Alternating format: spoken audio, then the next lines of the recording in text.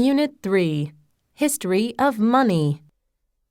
A long time ago, people didn't buy goods from one another with money.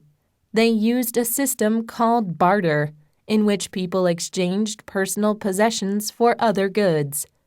From 9000 BC to 6000 BC, livestock was often used as a unit of exchange. Later, as agriculture developed, people used crops.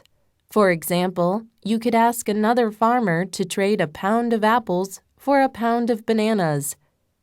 Bartering was useful, but not practical because people couldn't agree on a fair exchange for their service.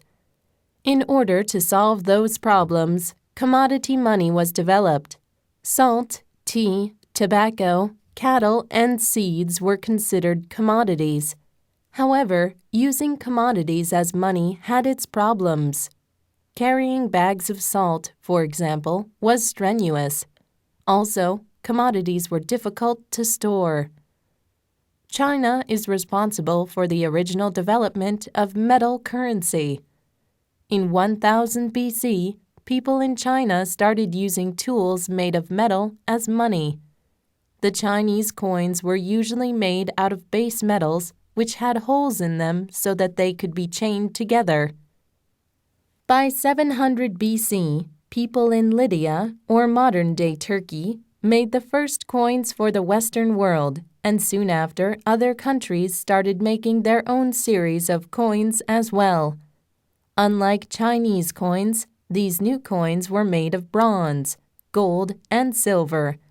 Since these coins were given a certain value, it became easier to compare the cost of goods people wanted. The first paper money was used in China in the 9th century. European countries started using paper money many years later. The Bank of Stockholm in Sweden made the first banknotes in 1661.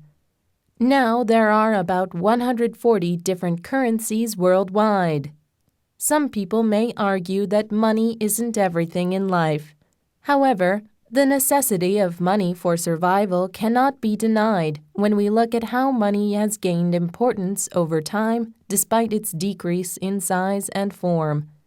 Therefore, it is fair to say as long as human society continues to exist, money will continue to increase in value and change in form.